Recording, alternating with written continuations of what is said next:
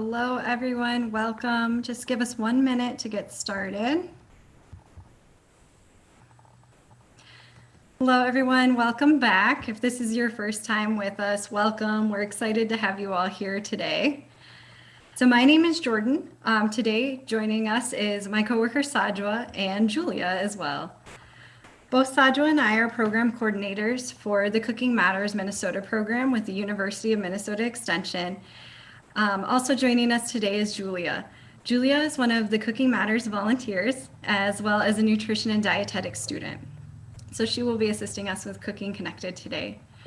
So normally a Cooking Matters class is a 6-week nutrition-based cooking class that meets once a week for 2 hours. Classes feature a nutrition educator and a chef that work together to teach our participants about nutrition and how to make healthy, delicious, and affordable meals/desserts together. So today we'll be following that same format and we will be making some black bean brownies together. Julia will be our chef and Sajwa will be our nutrition educator.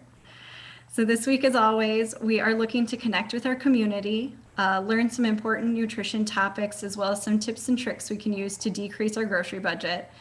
And finally, learn how to make a healthy, delicious, affordable meal/dessert together. So just like every week, we do have another survey for you guys to take. We love hearing from our viewers, so please take our survey. We will be posting our link to the survey in the description box below as soon as the video is done. So once the video is done, if you could take our survey, we'd appreciate it. For the survey, you will need a program code, and this week's program code is right here. There we go. It is E as in elephant 097212, and that is for this week's Cooking Connected Black Bean Brownies. Again, that will be in the description box below after the video today. So thank you in advance for that feedback. It really does help us continue to make our videos better and do this work in our community. So with that, I'm gonna go ahead and turn it over to Sajwa and Julia. Thanks, guys. Thanks, Jordan. Thank you for that introduction. We really appreciate that. So, as Jordan was alluding to, today we are going to be doing a dessert. We're going to be doing the black bean brownie recipe. And this is a really great recipe. We like to use this one in Cooking Matters because there's kind of a shocking special ingredient. And it's always fun for participants to try a new way to have a dessert. Julia, what's your favorite part about this recipe? What I really love about this recipe is that it can sneak a little bit more protein into your diet and you can't taste the black beans in it at all. Yeah, that's definitely a plus. I love that myself. And yeah, I also love the different kinds of toppings you can put on top of your black bean brownies, from pretzels, nuts, chocolate chips, all of those things. And they really work to elevate your brownies to a new level. So I appreciate that with this recipe. So now that we've kind of reviewed that, why don't we go ahead and get started with today's recipe? We've been talking so much about it. All right, I'll adjust here a little bit.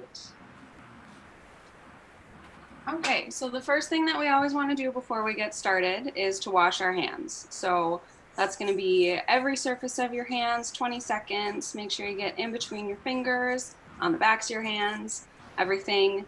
So once that's done, thank you, Sajwa. Once that's done, we sanitize our countertop. So I've done both of those things already, so I am ready to jump right into the recipe. So the first thing that we need to do in this recipe is to turn the oven on. So I'll do that really quick. And then we also need to grease our pan. So today I have an 8x8 pan. The recipe calls for a 9x9, but either one is going to be just fine. So I've already greased that just with regular cooking spray, so that's all ready to go. So then here comes the scary part. So these are, oh, you know what? Let me talk about our Mesoplast for a second. Awesome. So this you can see is the Mesoplast. And so what that means is that we just get everything in place. So you can see I've got everything measured out already so that when I'm making everything, it'll be easier just to put it all in. So you don't have to stop and measure and clean things and get a mess that way. So we have everything ready right now. Exactly. So first, and I think that's a really important step for beginner chefs. It just really helps you, especially if you get flustered in the kitchen. I know my husband does. So it definitely helps him out. Definitely. Okay, so these are the black beans that we're going to use. It's just a regular can of black beans. See if you can see that in the chef's view there.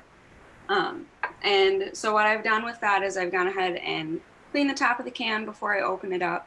And then I rinsed the beans to get all of the extra sodium out because we don't need salty brownies. That wouldn't be very good. So I'm just gonna get our black beans in our bowl here. And then I'm gonna start mashing them. So I just have a fork. You can use a potato masher if that's easier, or if you have a food processor, you can use that too. But today I'm just gonna go old school and just use a fork. And so, as Julia mentioned, she did go ahead and wipe the top of her can and rinse off those black beans. As you'll notice from the chef's view earlier, the can of beans she has is not a low sodium option, but that's okay. Oh, there she's showing it for us. Thank you, Julia. It's not a low sodium option, but that's okay. By rinsing those beans, you are eliminating a lot of those extra preservatives and sodium. So that's really going to aid in making this recipe a little bit healthier. While Julia is working on mashing up her beans, I am going to go ahead and talk a little bit about some of our fats and how we can get to know our fats so we can make better choices as far as what we're putting into our diet. And Julia, if at any moment you need to jump in and cut me off, go ahead.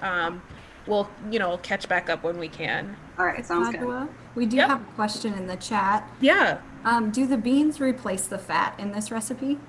I don't believe they replaced the fat in this recipe. Actually, if you look in the chef view, you'll see that Julia does have some oil measured out. She just pointed to it. Lovely. And so I believe she's just going to be using a canola oil today. So canola oil, which is one of the things I wanted to talk about, is a vegetable oil. And vegetable oils are unsaturated fats. These are great for lowering your risk of heart disease and stroke. They provide fats like omega-3, those fatty acids that your body actually needs. And it should be the majority of the fat that you put into your diet. It should be unsaturated fats, so fats that come from plant resources. The other two kinds of fats that you guys may have heard of are called saturated and trans fats. Let's start with saturated fats. These are fats that come from animal products, so that might be something like a butter or, shortening, margarine, that kind of stuff. They're saturated fats. They do raise your risk of heart disease and stroke, and you can find them in things like beef, which can be really fatty. Cream, cheeses will have that. A lot of baked goods will use it. The idea isn't to cut them out completely, but you do want to limit it and make sure that if you can, you're focusing on using those unsaturated plant-based fats and oils. And then the final one we want to talk about are trans fats. These, again, they're not so good for you. They raise your risk of heart disease and stroke. And you'll find these in a lot of things like cakes, cookies, microwave, like popcorns, things like that. These trans fats are also found and used in fast food. So when you're going to get that box of fries, they've probably been cooked with some trans fats. And you want to avoid these. These are the ones we do want to avoid completely as you can, if you can. So keep that in mind when you're looking at fats and you're thinking about it. I know with fats, it's kind of confusing because it's like fats, that sounds like something I don't want, but you do want unsaturated fats in your diet. Keep that in mind. All right, perfect timing. I'm just getting to the point where I can start mixing more stuff in here. And as you can see, I've got it broken down pretty much completely. You don't want any whole beans left. So the more you can mash, the more you're going to be able to hide the beans in there, which is our goal. So once that's done, I'm going to start adding the eggs. So we've got 3 eggs here. I'll just get those in. You can add them all at once. Ooh, that little shell. There we go. So there's number 3. Okay, so I'm just going to mix these up. While we're doing this, we can also add our vanilla. So I've got that here. It's just 1 teaspoon of vanilla. Dump right in the middle there. That's going to add some really good flavor to this recipe. It really does help. Okay, and then this is our oil too. So like Saja was saying, this is a canola oil. So it's one of those unsaturated fats. Pretty much anything that's a liquid oil is going to be unsaturated. That's a pretty good little trick to figure out which ones are going to be unsaturated. Exactly. And I know whenever we do Cook and Connected, we tend to get questions about the kind of oil that we use in our recipe. So I know Julia and I were talking earlier. She mentioned that she's using a canola oil today, and instead of something like an olive or something else like that, because olive oil can have a really strong flavor to it. So it's not something you really want in your brownies. You don't want a really strong olive oil flavor. So canola oil or a vegetable oil is light in taste, but it'll still give you the good amount of fats that you need. It's still unsaturated and it's still gonna make your brownies nice and moist. Exactly. How And much it's oil? only 3 tablespoons of oil in this whole recipe, so it's really not that much. Okay, so as you can see, I just switched to a rubber spatula just so that we can make sure that nothing's stuck to the sides or the bottom. All right, so then the next thing, we have our sugar and cocoa powder here. So I'll show them over here too. So I've got everything measured out in advance, and for the brown sugar, you just want to make sure to pack it into the measuring cup. So you can see mine is kind of still the shape of the measuring cup, just to make sure that you're getting the right amount for your recipe. We'll add that in, and I'll dump in my cocoa powder. So this is going to give us that really rich chocolatey flavor. Which also helps to mask that the beans in there. Exactly. I mean, when we say you can't taste those beans, we mean it, you guys. This is a great recipe. Again, to add that extra fiber and protein in there. And with using the beans, we actually don't have to use any flour in this. So if you're trying to cut gluten out of your diet for any reason, this can be a good recipe to do that. If you just, double check and make sure that your chocolate chips or your mix-ins, anything like that, also are gluten-free. Okay, so we're getting this all mixed up here. This is looking pretty good. Really good from here. Yeah, we've got, today we're going to use some mini chocolate chips. So I have these all measured out. This is a 1/2 cup again. So I'm just going to mix those in. And this is where you can do kind of whatever you want. You can use nuts if you like to have nuts. You can do butterscotch chips if you want, or even I think craisins would be a fun little addition here. Yeah. I know sometimes with my brownies, I do like to crush up some pretzels and sprinkle those on top. And Yeah, just that contrast with the salty and sweet really take it to the next level for me. sure. All right. So another great thing about not having flour in this is that it's impossible to overmix this recipe. You don't have to go crazy, but you don't have to worry about overmixing at all.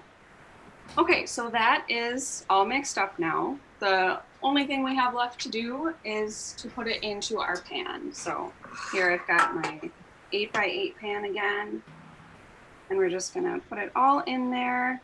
Kind of make sure that the chocolate chips get well dispersed so they don't just sit in the middle. There we go. And this is a pretty liquidy batter, so you shouldn't have too much trouble getting it out to the sides. But we do just want to make sure that it's all even. Tap to get some of the bubbles out. It's not entirely necessary, but it's a habit, so I do it anyway. All right, so then we're gonna throw this in the oven. It bakes for about 25 minutes, but all ovens are a little bit different, so you're gonna have to just keep track and keep checking it. It's gonna be done when you can insert a toothpick into the middle, and it comes out with no crumbs. So through the magic of TV, we have our finished product here. Look at those. They Right. look amazing. And they're super good. You can see they're nice and fudgy. They're pretty dense, which I really love in a brownie. It's not so cakey that you need to have frosting on. It's just all really compact and really tasty. And again, if you look, you can't see any piece of black beans in there. So this would be great to bring to a party or anything, so you can kind of trick people into something a little bit healthier. It's actually one of my favorite party tricks, so. Yeah, for sure. You That's just have to awesome. act suspicious. So, thank you for doing that. That was a really quick recipe today that just goes to show how easy it is to eat healthy, and to do something like a black bean brownie recipe. But before we end today, since I have a little bit of extra time, I would love to spend some time talking about, again, with the fats, I wanted to talk about milk. And now this is where I have gotten quite a few questions, as far as fats and, making that change. And, well, what is the difference between those percents of milk? So I want to talk about that with you guys today. First, we have whole milk. The word whole meaning it has all of the fat in there. Nothing has been removed from there. So you're getting the full effect of that milk. And I know a lot of people enjoy this kind of milk, but you are going to have the most calories from this. Not just the most fat, but also the most calories. So 165 calories with that. So it's a high fat, high calorie option. Then we've got 2% milk. So that means that there's just 2% of the fat left in there. And as you can see, by making the switch from whole to 2%, you're already decreasing the amount of calories significantly. It saves you 40 calories by making that change. So that's 2%. And then we go down here where we have 1% milk. And again, it's just 1% of the fat that's in there. And we're at 100 calories. So by making the switch from, 2% to 1, we again save quite a significant amount of calories on there. And then finally, we have fat-free milk or skim milk, which is what it's commonly called. And with that, we've got 85 calories. So by choosing a fat-free option, you will save yourself 80 calories, and you're definitely going to be having a lot less fat in your diet. Now, one thing I always hear when it comes to milk and changing the percentages of fat is, the whole milk is very thick and rich, whereas the fat-free milk can seem a little thin to some. Well, one thing you can do is just try switching down a step. Even if you're not able to go from whole milk to skim right off the bat, consider trying whole milk. Consider going from whole milk to 2%. It's not all the way down to fat free, but you're still saving yourself a lot of calories and fat, and it does make the overall choice a little bit healthier for you and your family. Again, if maybe you're drinking 2% milk, maybe you would consider doing one. So just keep that in mind and, have an open mind when it comes to the milk. That's one I always hear a lot of questions about. Especially when it comes to the percentage and the fat and, making that choice and that switch. So if you can go down one level, it helps. It helps a lot. Awesome. Thank you, Sajwa, and thank you, Julia, so much for showing us that awesome recipe. Absolutely. Yes, and thanks, Sajwa, for all of our nutrition education today. Yeah. So thank you so much for joining us, everyone. We've had a lot of participation in the chat today, so thank you so much. Do give these brownies a try. They do taste like brownies. They are really awesome, and it's a really easy recipe. If you do give them a try, please let us know how it turns out, what you think, if you like them, if you don't like them, what your family thinks. We'd love to know. So this is a really beautiful recipe. So post in the description box, or we'll be posting our survey in the description box, excuse me. So please don't forget to take our survey today that we had mentioned at the beginning. Again, in the description box below is where it's gonna be. And one more time, here's our survey code. For today, it's E097212. And again, thank you so much for taking that survey and for joining us today. We will be back again next Thursday at 2 o'clock, so we hope you can join us again. Thanks, everyone. Thanks, everybody. Bye.